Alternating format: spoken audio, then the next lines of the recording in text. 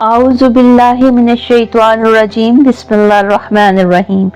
आज यहाँ पर अल्लाह ताला के जिस सफ़ाती इस्म की हम्दो सना बयान करने की सादत हासिल करेंगे वो नाम है अलमानी जल्ले शानहू।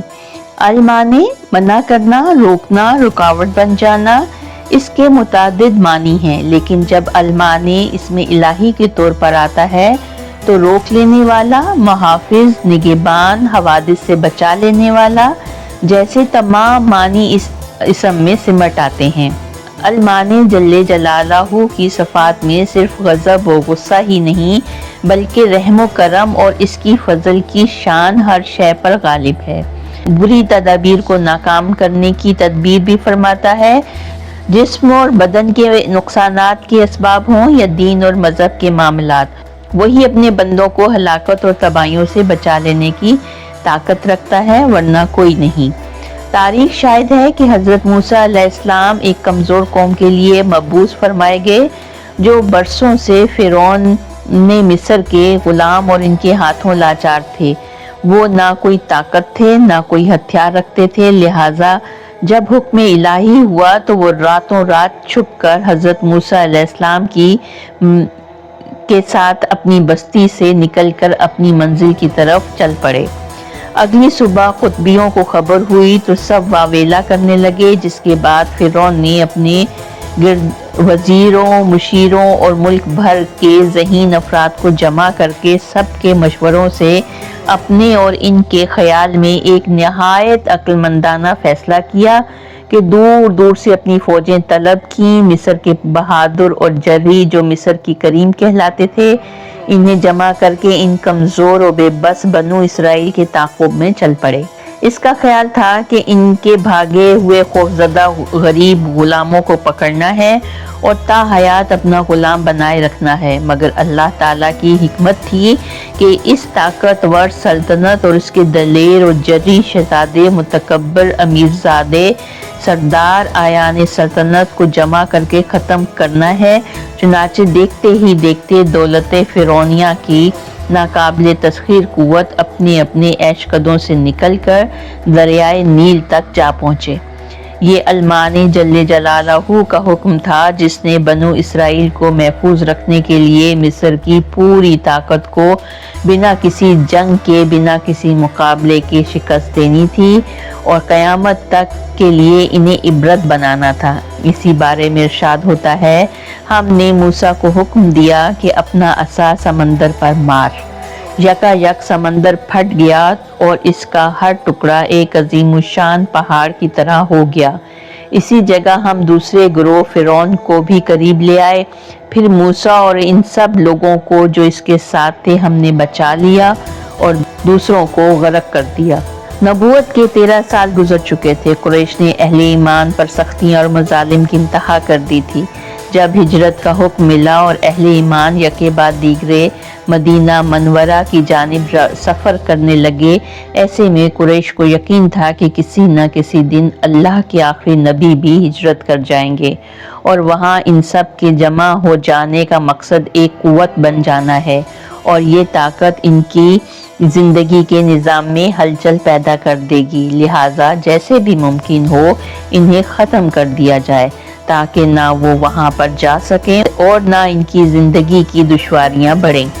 इस मौजू पर गुफ्तगू करने के लिए कुरैश के तमाम कबाइल के सरदार जमा हुए। इनकी सदारत अबू जहल ने की, जिसमें हुजूर सल्लल्लाहु अलैहि वसल्लम को नाउज़ुबिल्लाह कत्ल करने की तमाम तदाबीर पर गौर किया गया और आखिर में अबू जहल की राय पर सब मुत्तफिक हो गए कि कुरैश के हर कबीले का एक एक जवान जमा होकर एक दस्ता बने और हुजूर अकरम सल्लल्लाहु अलैहि वसल्लम को घेर कर ख़त्म कर दे।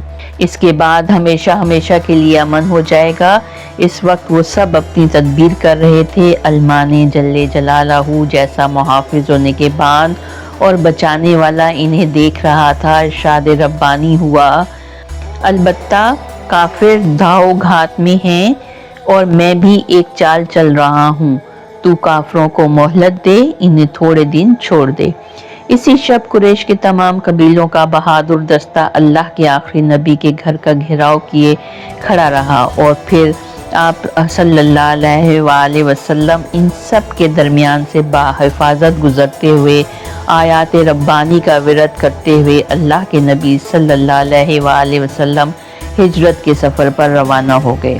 اس وقت آپ کے لبوں پر یہ آیات مقدسہ تھیں، قسم ہے قرآن پاک کی کہ تم رسولوں میں سے ہو، سیدھے راستے پر ہو۔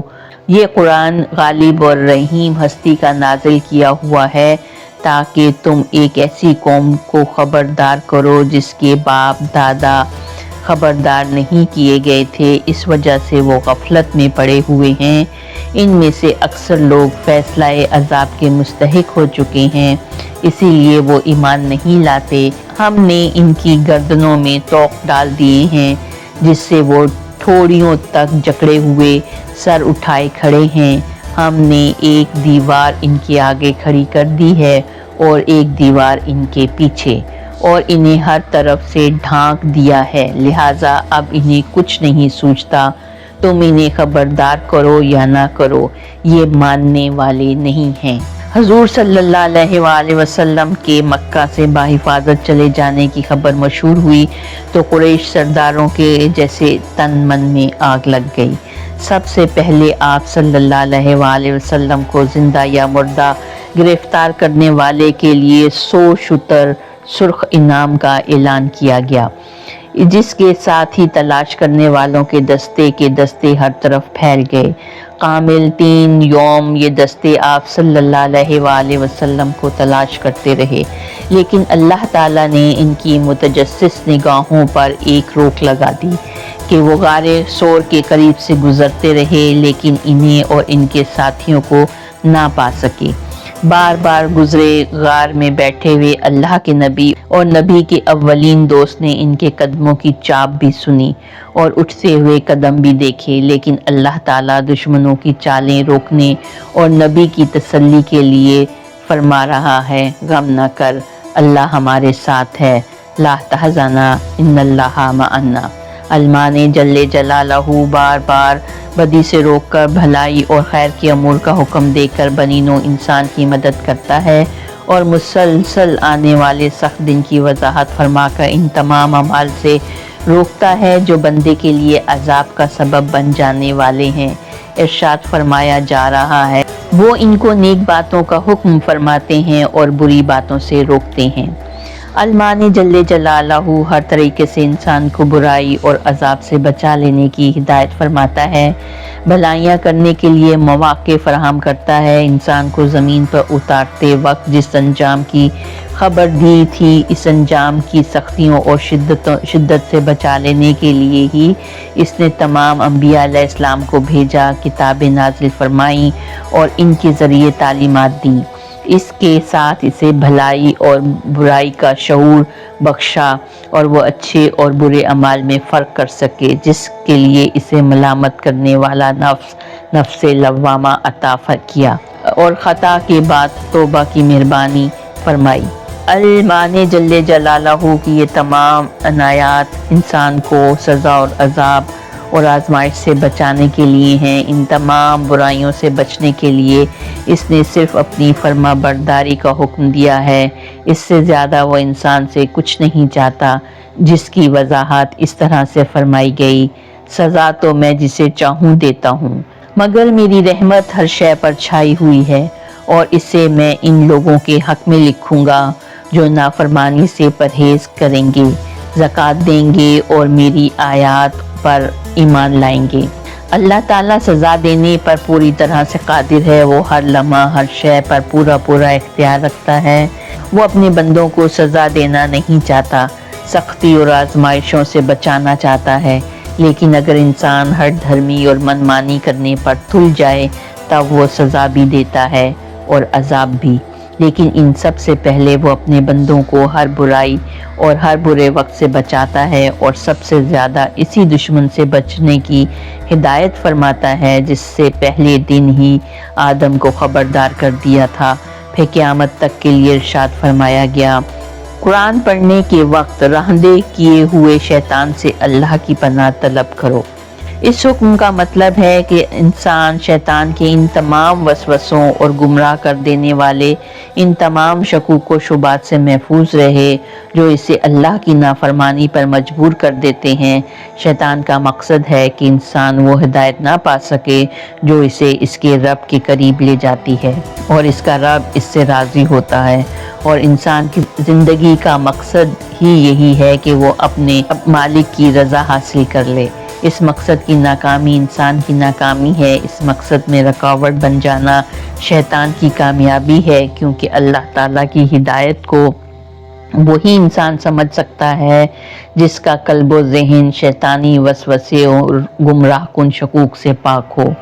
اب اللہ تعالیٰ جو انسان کو کامیاب دیکھنا چاہتا ہے اس سے مسلسل ان برائیوں سے بچاتا اور روکتا ہے، کیونکہ اگر وہ شیطان کے چکر میں آ گیا تو گمراہیاں اس کا نصیب بن جائیں گی، اور الماء جل جلالہ اپنے بندوں کے لیے گمراہی نہیں چاہتا۔ انسان پر اس کے بے پناہ احسانات ہیں جن کے بعد اس کا پورا حق ہے کہ وہ انہیں اپنی مرضی پر چلائے ورنہ سزا دے۔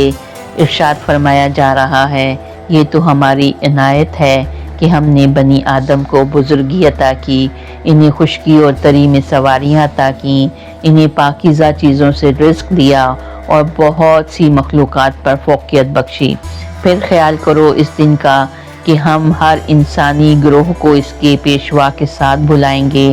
اس وقت جن لوگوں کو ان کا اعمال نامہ سیدھے ہاتھ میں دیا گیا وہ اپنا کارنامہ پڑھیں گے اور ان پر ذرہ برابر ظلم نہ ہوگا، اور جو اس دنیا میں اندھا بن کر رہا وہ آخرت میں بھی اندھا ہی رہے گا، بلکہ راستہ پانے میں اندھے سے بھی زیادہ ناکام۔ المانی جل جلالہ صرف اسی راہ میں انسان کو برائیوں سے بچانے والا نہیں، اپنی مخلوق کی ہلاکت اور نقصان کے تمام اسباب کو روک کر ہر صورت سے ان کی مدد فرماتا ہے۔ وہ انسان کی مدد بھی فرماتا ہے، حفاظت بھی، اور اس کی ہر روک تھام میں انسان کی بھلائی ہی مضمر ہے۔ وآخر دعوانا ان الحمد للہ رب العالمین۔ صدق اللہ العظیم۔